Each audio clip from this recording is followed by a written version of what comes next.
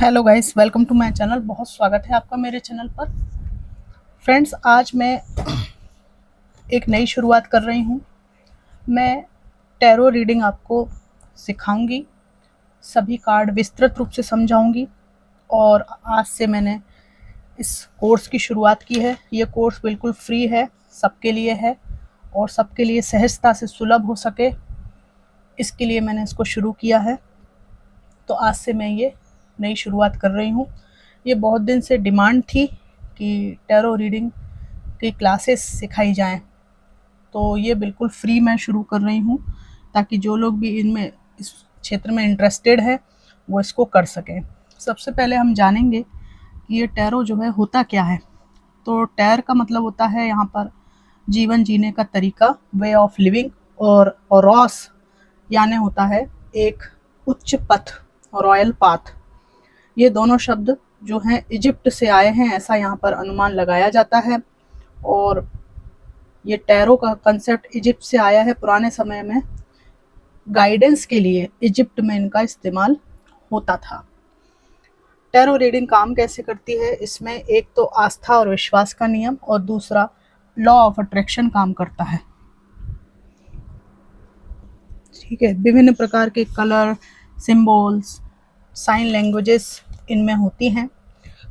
ये जो है दो भागों में विभाजित होते हैं। टोटल 78 कार्ड दो भागों में विभाजित होते हैं, मेजर अरकानास और माइनर अरकानास। मेजर अरकाना में 22 कार्ड होते हैं और माइनर अरकाना में 56 कार्ड होते हैं, 56। तो जो मेजर अरकाना है उसका मैंने 2 सैंपल रखे हैं यहाँ पर। ये मेजर अरकाना के कार्ड हैं।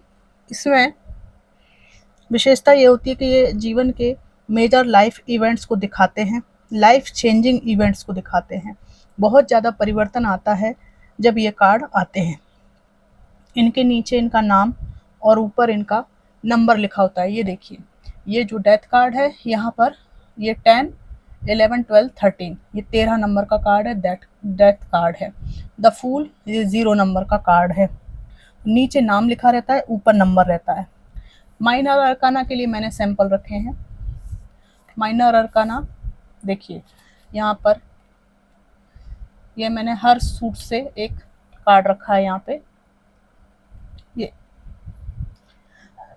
माइनर अरकाना में डे टू डे जो भी गतिविधियाँ होती हैं, रोजमर्रा के कामकाज होते हैं, उनका विवरण होता है। और यहाँ पर मेजर अरकाना क्लासिफाइड नहीं होते, लेकिन माइनर अरकाना जो होते हैं रोजमर्रा की जीवन की गतिविधियों को बताने वाले कार्ड, इनको क्लासिफाइड किया जाता है। मेजर अरकाना में टोटल 22 कार्ड हैं और इनके नाम रहते हैं the fool, the magician, high priestess, the empress, the emperor, the hierophant, the lovers, chariot, strength, hermit, wheel of fortune, justice, hangman, death, temperance, devil, tower, star, moon, sun, judgement और world. Minor arcana में 56 card होते हैं। ठीक है, minor arcana की स्थिति ऐसी है कि ये 4 सूट्स मतलब 4 ग्रुप में डिवाइड होते हैं। पहला ग्रुप है सूट ऑफ कप्स। ठीक है, 14 कार्ड होंगे उसमें। इसमें कहीं ना कहीं एक कप जरूर नजर आएगा। 1 कप, 2 कप, 3 कप, 4 कप, जरूर कप जरूर नजर आएगा। फिर आएंगे वॉन्ड्स कार्ड में। वॉन्ड्स में 14 वॉन्ड्स होंगे। ऑलिव ट्री जो होता है उसकी शाखा या ब्रांच इन कार्ड में रहेगी कहीं ना कहीं, ये भी 14 होते हैं। और ये पेंटिकल्स कार्ड होते हैं, ये भी 14 होते हैं। इनमें सर्कल के अंदर स्टार बना होता है, पेंटिकल का चिन्ह बना होता है। इसमें कहीं ना कहीं पेंटिकल जरूर बने रहेंगे इस ग्रुप के कार्ड्स में। फिर सूट ऑफ सोर्ड्स है, तो सोर्ड्स में क्या होगा कि तलवार बनी रहती है हर कार्ड में। 1 तलवार हो, 2 हो, 3 हो, 4 हो, 5 हो, लेकिन तलवार जरूर मिलेगी, ये इनकी विशेषता है। अच्छा, ये जो कार्ड हैं हर ग्रुप के 14 कार्ड हैं, तो इसमें से 10 कार्ड तो 1 से 10 तक हैं और जो 4 हैं वो रॉयल फैमिली के सदस्य होते हैं।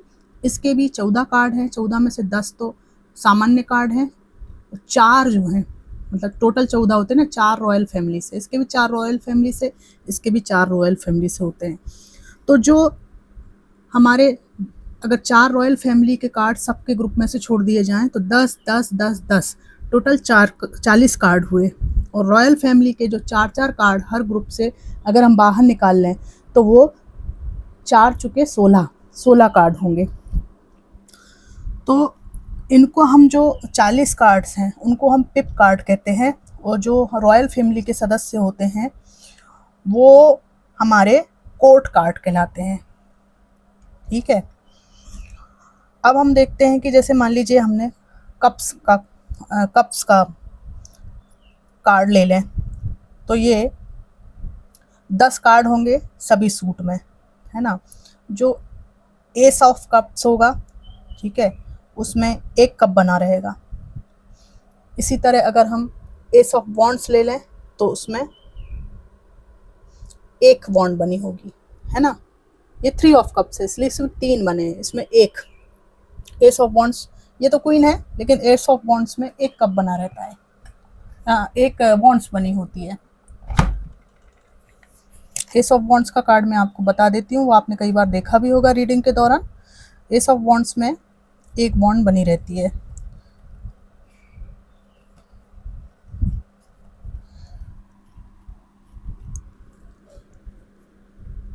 मुझे ना वो जल्दबाजी में गपलेबाजी नहीं करनी है, मुझे धीरज से हर चीज़ आपको समझाना है, ठीक है, ताकि फ़ायदा सच में पहुँचे आपको।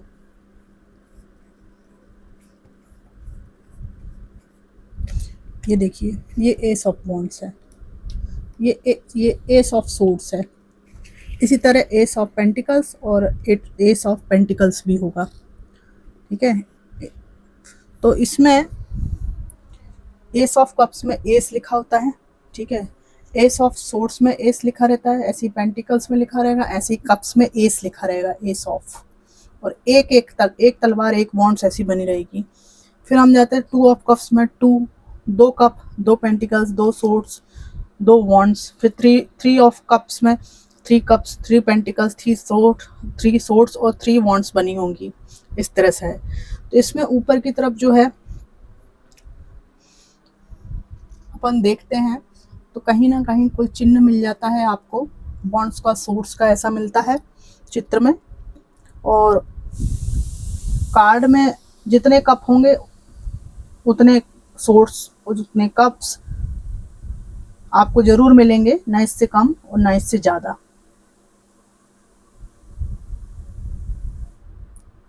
जैसे यहाँ पर इसमें जो एस है तो एस से समझ में आता है कि एक है पहला, लेकिन हर जगह ऐसा नहीं होता। जहाँ पे टू वाला नंबर आएगा तो वहाँ पर 2 होंगे। ये देखिए, ये 2 ऑफ वॉन्ड्स है, यहाँ पे नंबर भी लिखा रहेगा और वॉन्ड्स 2 मिलेंगी आपको, इस तरह का यहाँ पर है। अब आगे चलते हैं हम। जो कोर्ट कार्ड होते हैं वो 16 होते हैं, 16 कार्ड्स होते हैं। उसमें आपको क्या क्या आता है? नाइट, क्वीन, किंग और पेज। पेज होता है 11 नंबर का कार्ड, नाइट, क्वीन और किंग। इसमें मैं आपको कोई एक ग्रुप का वॉन्ड्स का निकाल के बता देती हूँ। ये क्वीन ऑफ वॉन्ड्स है, वॉन्ड्स में क्वीन ऑफ वॉन्ड्स है। ये मैं आपको सब कार्ड इसलिए निकाल के समय लगा रही हूँ कि आपको प्रत्यक्ष रूप से दिखा सकूं कार्ड्स के साथ।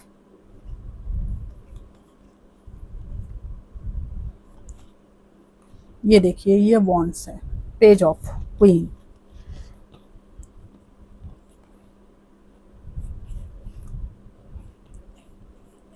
फिर मैं निकालती हूँ यहाँ पर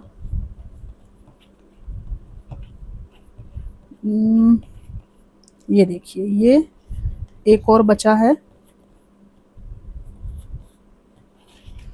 ये हो गया हमारा king of wands, queen of wands, ठीक है, page of wands.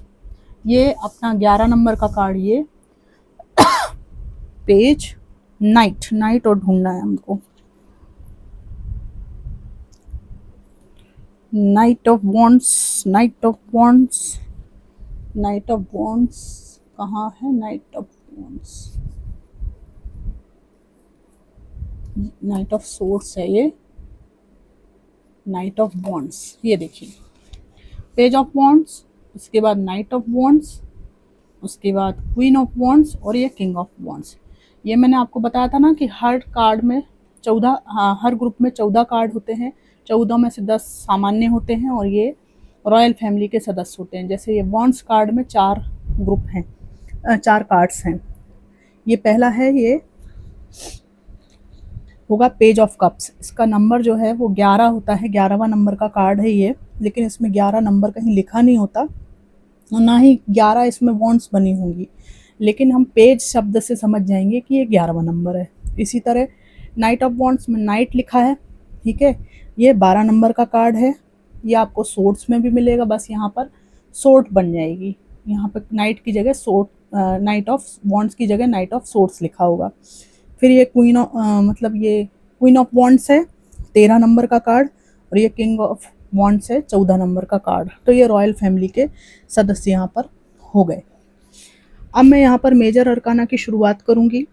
Major arcana में मैं सबसे पहले फूल कार्ड की यहाँ पर आपको विशेषताएं बताऊंगी, लक्षण बताऊंगी, क्या है इसका रहस्य, ये सब आपको मैं आज बताने वाली हूँ। ले लेते हैं हम फूल कार्ड और इससे शुरू करते हैं।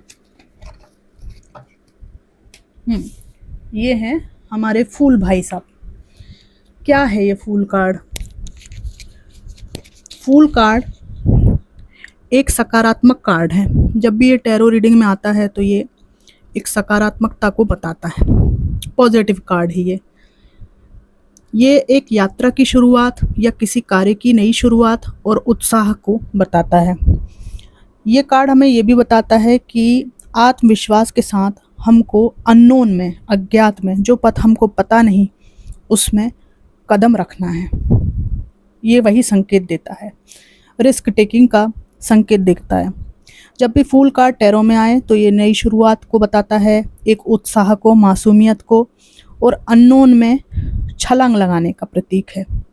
विश्वास की छलांग कि मुझे नहीं मालूम आगे क्या होगा पर मुझे कुछ तो करना है। तो रोमांचक यात्रा की शुरुआत और एक असीम संभावना को ये बताता है कि आगे जो है बहुत बड़ा संसार इसके सामने खुला हुआ है और ये चल दिया है आगे की तरफ, बिना किसी डर के आत्मविश्वास से आगे बढ़ने को ये बताता है। जीवन के प्रति ये आशावादी दृष्टिकोण को भी बताता है और नई चीज़ों को आजमाना चाहिए और अपनी यात्रा को बोझिल न बनाकर आनंदपूर्ण रूप से यात्रा को करना चाहिए। तो क्या क्या इसकी कैरेक्टरिस्टिक्स हैं? मुख्य बिंदु इसके ये हैं कि ये नई शुरुआत को बताता है, उत्साह और आशावाद को बताता है और ये लीप ऑफ फेथ लेने को बताता है कि अज्ञात रास्ते पर विश्वास करना चाहिए। ठीक है, कोई अभी योजना नहीं बन पा रही है लेकिन इस तक नहीं होना है, विश्वास के साथ कदम रखना है आगे की ओर। ये मासूमियत को और ओपननेस को बताता है। देखिए इसके अंदर एक बच्चे जैसी मासूमियत है ना, और जीवन के प्रति एक हृदय जो है इसका खुला हुआ है, नैरो माइंडेड ये नहीं है। जोखिम लेता है ये, जब भी ये कार्ड आता है तो ये रिस्क टेकिंग को बताता है कि नए अनुभवों को अपनाना चाहिए, जोखिम उठाना चाहिए, नया करने के लिए उत्साहित रहना चाहिए, ठीक है ना, स्टक नहीं रहना चाहिए। तो हम अगर शॉर्ट में इसको बताएं तो ये अपनी कमियों को, अपनी मूर्खताओं को छोड़कर बाहर निकलने, डर को छोड़कर आगे बढ़ने और जीवन के जो भी अवसर हैं उनको साहस के साथ गले लगाने को बताता है।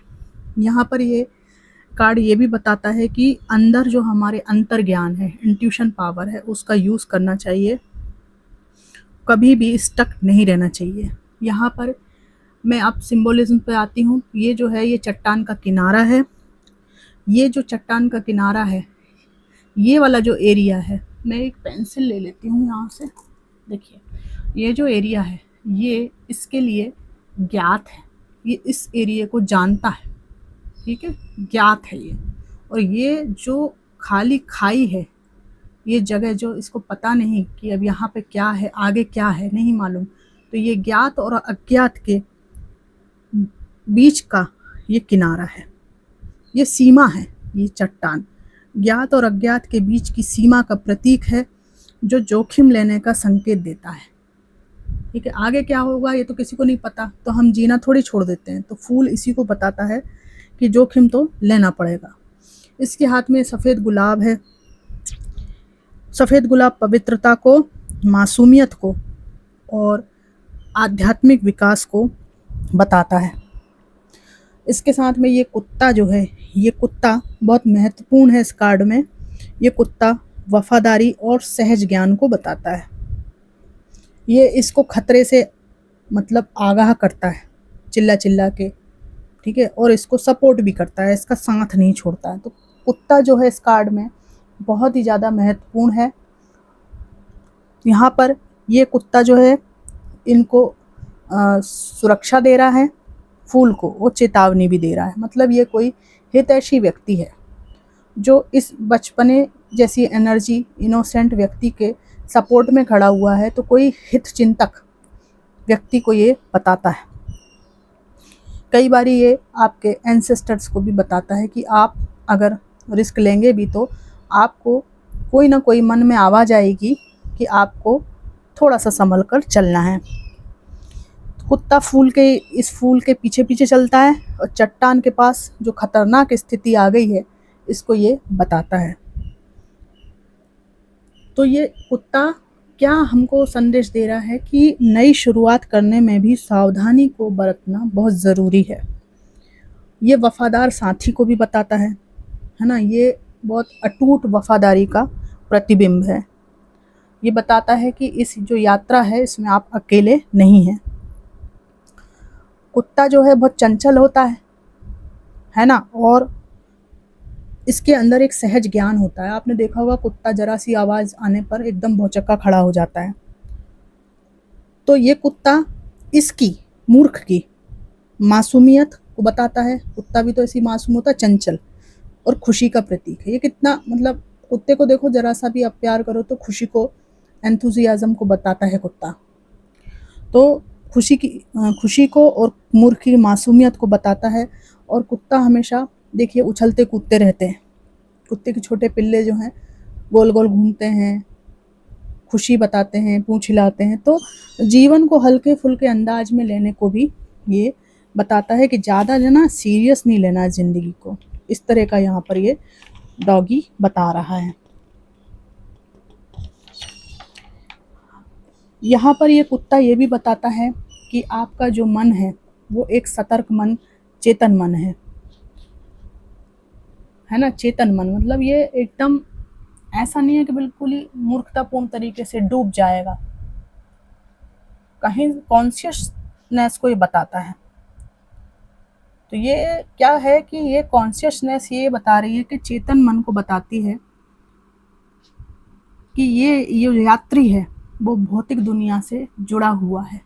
अभी आध्यात्मिकता तो है इसके अंदर, लेकिन फिर भी भौतिकता से जुड़ा हुआ है। इसके कपड़े देखिए, ये भौतिकवाद को बताते हैं। तो ये कुत्ता जो है संक्षेप में हम अगर देखें तो कुत्ता जोखिम लेने के साथ साथ सचेत रहने की याद दिलाता है। अब यहाँ पर आते हैं ये बस्ता। ये बस्ता बताता है कि इनके पास अनुभव भी है, ज्ञान भी है, और अनुभव और ज्ञान की गठरी लेकर ये आगे बढ़ रहे हैं। लेकिन इस गठरी में ज़्यादा बोझ नहीं है। हल्के फुल्के तरीके से ये व्यक्ति जो भी इसको अनुभव है और ज्ञान है उसके साथ ये आगे बढ़ रहा है। मैं और इस विस्तार में जाऊंगी अब इस कार्ड के।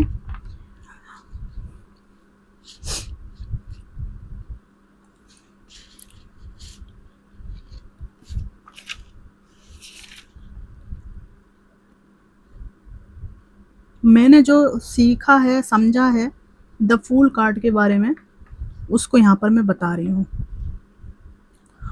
ये 0 नंबर का कार्ड है और ये इन्फिनाइट नंबर होती है, अनंत संख्या होती है, ठीक है। और 0 नंबर सन को रिप्रेजेंट करता है। तो ये लीडर्स होते हैं, इनके जीवन में ऐसा है इनका दिमाग की बहुत ज़्यादा आइडियाज़ आते रहते हैं, जो चाहे ये कर सकते हैं। विल पावर बहुत स्ट्रांग होती है, पर कहीं ना कहीं सूर्य से गवर्न होने के कारण लोगों को आगे पीछे घुमाना चाहते हैं, ईगो होता है, थोड़ा सा मनमानापन होता है।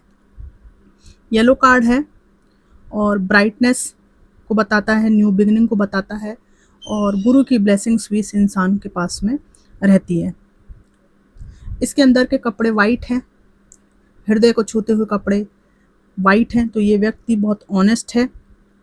जो ड्रेस पहनी है वो अंदर से सफ़ेद है और फैंसी ड्रेस पहनी है, बहुत रिच पर्सनालिटी है, तो ये अच्छी फैमिली को भी बताता है कि अच्छी फैमिली से ये बिलोंग करते हैं। तो इसकी व्यक्ति की खासकर पर्सनालिटी है कि इनकी बहुत विश्वास पात्र व्यक्ति है, ये प्योर है, अच्छी फैमिली से बिलोंग करते हैं, पर्सनालिटी इनकी अट्रैक्टिव है और प्योर सोल है, जो रिस्पॉन्सिबिलिटी को समझते हैं। और रिस्पॉन्सिबिलिटी को समझकर रेड कलर भी इनके उसमें आया है, तो एग्रेशन और पैशन के साथ उन रिस्पॉन्सिबिलिटी को पूरा करते हैं। इनके पृष्ठभाग यानी पीछे के हिस्से में ये माउंटेन्स दिख रहे हैं, ये इनके स्टेबिलिटी को बताते हैं। ये शूज़ और लेग्स वगैरह सब येलो कलर के हैं, तो गुरु की ब्लेसिंग्स इसके साथ है। ये एक इनोसेंट प्यारे व्यक्ति हैं, पर इनको जो है चीट करने वाले लोग आसपास रहते हैं, इसलिए ये इनका अंतर्मन और इनका जो कहते हैं ना, ये विश्वास पात्र जो चेतन मन है, साथी है, कोई हितैषी व्यक्ति है, ये इनको इसलिए सचेत करता है कि ये सीधे साधे इंसान हैं, जो कोई कुछ कहे तो इस पे विश्वास कर लेंगे। ब्लाइंडली ट्रस्ट करने के कारण ये हीरो तो रहते हैं, लेकिन कहीं भी ये जीरो कभी भी बन सकते हैं। ये इसको भगवान पे बहुत विश्वास है, आध्यात्मिक व्यक्ति है ये। लेकिन यहाँ पर यह है कि भगवान पर विश्वास इनको है, लेकिन यहाँ पर ऊपर देखने के कारण ये कहीं खाई में ना गिर जाएं, इसलिए भगवान इनकी रक्षा भी करता है, इनको चेतन मन इनको दिया हुआ है। लोग इनकी ट्रस्ट का फ़ायदा उठा सकते हैं। यहाँ पर बस यही एक नेगेटिविटी है कि ये बहुत जल्दी ट्रस्ट करके कोई कुछ कहे तो आजमाने चल देते हैं। कुत्ता लॉयल्टी को दिखा रहा है, वेल विशर को ये बताता है। तो कोई अगर ये पूछे कि मैं कोई रिश्ता है उसमें आगे बढ़ूं या नहीं बढ़ूं, ठीक है, नौकरी में नई नौकरी जो मिल रही है उसको ज्वाइन करूं या पुरानी में ही रहूं, क्या करूं, तो यहाँ पे ये कहा जा सकता है कि आप अच्छी फैमिली से हैं, सब कुछ आपके पास है और आपके ऊपर गुरु की ब्लेसिंग्स भी है, लेकिन आपको अपने इस अल्हड़पन के कारण, अति से ज़्यादा रिस्क लेने के कारण धोखा मिलने की संभावना है। थोड़ा वेट कर लीजिए, ठीक है। ये मेजर आर्काना का कार्ड है, वेट कर लीजिए थोड़ा। आपको अपने सन को स्ट्रांग बनाना है, रेमेडी करनी है सूर्य को जल चढ़ाने की, और ताकि शत्रुओं का नाश हो सके। कुल मिलाकर ये एक पॉजिटिव कार्ड है, पर ब्लाइंडली ट्रस्ट करने के कारण फूल को सच में ही बेवकूफ़ बनाया जा सकता है। यहाँ पर इनके पास जो कहते हैं ना, एक स्ट्रीट स्मार्टनेस जो है होती है, वो नहीं है। तो आप इनको ये सजेशन दे सकते हैं कि आपके लिए बेहतर होगा कि आप थोड़ा सा इंतज़ार करें। इंतज़ार करने से आपको और ज़्यादा क्लैरिटी आएगी कि कोई मुझे धोखा तो नहीं दे रहा है। ये कार्ड सकारात्मक है, और किसी प्रश्न के उत्तर में अगर ये आता है तो उस प्रश्न का उत्तर हाँ होता है, बट सावधानी के साथ। और मैं और विस्तार में जाऊंगी अभी। देखिए, इसका जो है जोडियक साइन यूरेनस होता है, एलिमेंट एयर होता है, और राशि कुंभ होती है। कार्ड का नंबर 0 है। तो when the fool is pulled it is showing innocence and it is going to develop later. ये जो है ना, मासूमियत को बताता है, जो कि बाद में परिपक्वता में बदल जाएगी। तो टैरो कार्ड जो है वो यूरेनस से जुड़ा हुआ है। कारण ये है कि यूरेनस भी स्वतंत्रता को और अचानक होने वाले बदलाव को, जोखिम को और रूढ़ियों को तोड़ने को बताता है। तकनीकी जो इवोल्यूशन होता है, टेक्निकल इनोवेशन होता है, सामाजिक सुधारों को जो है ये बताता है। तो ये ब्रह्मांड का विद्रोह का ग्रह है यूरेनस, इसलिए ये फूल कार्ड भी एक विद्रोही व्यक्ति को बताता है, जो अपनी ही धुन में चलता है। तो इसीलिए यूरेनस और इसमें समानता है। स्वतंत्रता, यूरेनस भी स्वतंत्र ग्रह है, अपनी एक अलग ही बंधन को तोड़कर अलग से ही यूनिवर्स में, ब्रह्मांड में कुछ अचानक बदलाव ये लाता है। और इसी तरह से द फूल कार्ड भी विद्रोही है, बंधनों से मुक्त होने का प्रतीक है। तो यूरेनस जो है वो बदलाव, नवीनता लाता है। फूल कार्ड भी जीवन में ऐसे पड़ाव को दिखाता है जहाँ व्यक्ति पुरानी चीज़ों को छोड़कर एक अनिश्चित रास्ते पर, अनिश्चित रोमांचक यात्रा पर चलना चाहता है। रूढ़ियों को तोड़ने को ये यूरेनस बताता है। पुरानी यथास्थिति जो भी है ब्रह्मांड में उसको चुनौती देता है। कुछ भी होता रहता है यूरेनस के कारण। तो ये फूल भी जो है वो परंपरागत नियमों को ना मानकर अपने अंतर्ज्ञान पर चलता है। जो यूरेनस है वो कुंभ राशि और वायु तत्व से जुड़ा है, जो विचारों और बौद्धिक विकास से जुड़ा है। विचार की स्वतंत्रता, इसलिए ये भी जो है ना विचारों में स्वतंत्र है, ये भी मुक्त स्वभाव का स्वामी है। तो इसलिए यूरेनस और इसमें फूल में समानता है। देखो, फूल जो है चट्टान के किनारे खड़ा है, वहीं यूरेनस जो है क्रांतिकारी ऊर्जा को बताता है ब्रह्मांड में। तो दोनों ही अनिश्चित भविष्य की ओर जाते हैं और दोनों ही बिना डर के आगे बढ़ने के प्रतीक हैं। तो इसलिए यूरेनस और फूल में समानता है। इतना डिटेल में कोई नहीं बताता बिना पैसे के, क्योंकि देखिए ऐसा है कि ज्ञान को आप जितना विस्तारित करोगे उतना अच्छा रहेगा। अभी मैंने ये जितना समझा उस हिसाब से मैं ये क्लास कर रही हूँ। इसके बाद मैं और डीपर क्लास करूँगी, तब उसको देखेंगे कि क्लासेस लेनी है नहीं लेनी है। लेकिन अभी तो मुझे पढ़ाने में ही इतना मज़ा आ रहा है कि मुझे अभी और कुछ सोचने का मन नहीं कर रहा है बिल्कुल। अब हम देखें कि अगर ये फूल कार्ड सीधा आता है तो ये क्या बताता है। अगर ये सीधा आता है ऐसा,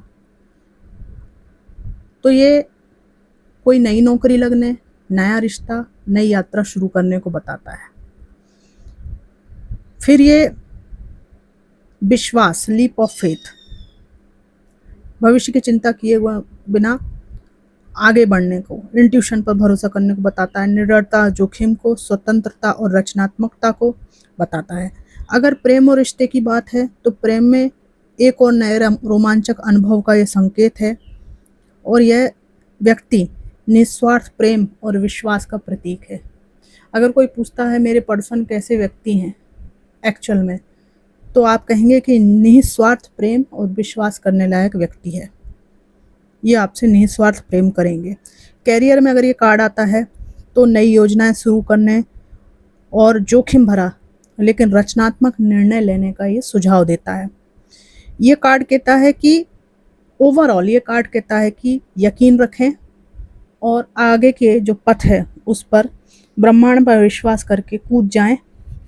ब्रह्मांड आपका हाथ थाम लेगा, बस थोड़ी सी सावधानी आपको रखनी है कि कोई पीठ में छुरा ना घोंप दे। अच्छा, जब ये कार्ड ऐसा उल्टा आएगा, ठीक है, ये ऐसा उल्टा आ जाएगा, तो उल्टा आने पर सकारात्मक से नकारात्मक हो जाता है। ये असंतुलित ऊर्जा को और इशारा करता है।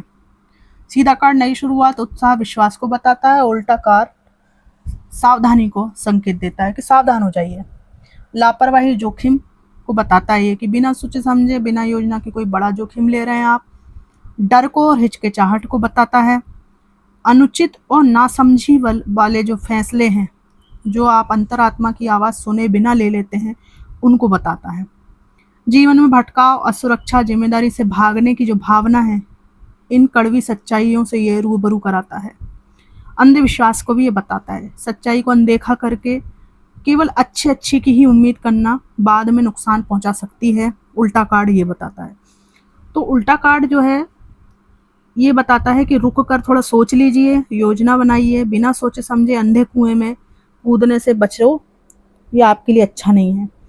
तो ये बताता है कि आप जोखिम तो ले रहे हैं लेकिन बिना किसी पैराशूट के, ठीक है, ये गिर गए हैं, इनके पास पैराशूट भी नहीं है, ऐसी बात यहाँ पर है।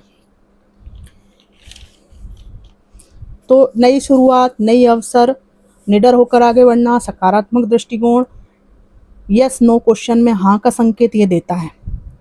ठीक है, प्यार में नई शुरुआत का, रोमांस का, करियर में नई नौकरी का, रचनात्मक जोखिम लेने का, नया प्रोजेक्ट शुरू करने की सलाह देता है। जीवन के मामले में ये सलाह देता है कि जीवन को बहुत ज़्यादा झंड नहीं बनाना है, गंभीरता से नहीं लेना है, सहज रहें और अपनी अंतरात्मा की आवाज़ को सुने, बहुत ध्यान से सुने कि अंतरात्मा क्या कह रही है। तो उल्टा कार्ड जो है बेवजह का जोखिम, लापरवाही और किसी नई शुरुआत को करने से डरने का संकेत देता है। तो आपको इन चीज़ों से सतर्क रहते हुए प्रिडिक्शन करनी है। जहाँ पर पैसे की बात है तो उल्टा कार्ड अगर आ जाता है तो पैसों को लेकर बहुत अधिक गैर जिम्मेदाराना व्यवहार है, बेवजह खर्च करने को ये बताता है। ठीक है, और अगर आपको कोई फैसला लेना है तो ये पुअर जजमेंट को बताता है कि आप गलत समय पर कोई काम शुरू कर रहे हैं, खराब फैसला ये बताता है। तो उल्टा कार्ड जब आए तो ये बताता है कि रुकना है, ठीक से देखना है और फिर कूदना है, ये वाली नीति अपनाना है। लुक बिफोर यू लीप, भावनाओं में बहकर कोई फैसला नहीं लेना। जल्दबाजी और लापरवाही के खिलाफ ये चेतावनी है, ये उल्टा फूल कार्ड। तो फ्रेंड्स, आज मैंने फूल कार्ड को विस्तार से आपको बताया है। आई होप कि मैंने जो कोशिश की है समझाने की, बहुत हद तक मैं समझा पाई होंगी। आपको ये कैसा लगा ये चैप्टर मुझे ज़रूर बताइएगा, और कोई डाउट्स हों तो वो ज़रूर मुझे कमेंट बॉक्स में पूछिएगा। और आगे के टाइम में इस पर और गहरी रीडिंग, देखिए चीज़ों को हम कोई किताब उठाते हैं ना तो पढ़ते हैं तो एक बार में कुछ रहस्य समझ में आता है, दोबारा पढ़ते हैं तो फिर नए रहस्य उद्घाटित होते हैं। आप जितने ज़्यादा टच में रहेंगे तो और गहराई में चले जाते हैं। तो मेरी भी यही होप है कि कुछ और नए सत्य उद्घाटित होंगे। अगर इंट्यूशन पावर परमात्मा देगा तो उन सत्यों से भी आपको रूबरू निश्चित रूप से कराएंगे। ठीक है, इसी आशा के साथ आप लोगों का बहुत बहुत धन्यवाद कि आपने इस चैप्टर को इतने ध्यान से देखा और समझने की कोशिश की। Thanks for watching.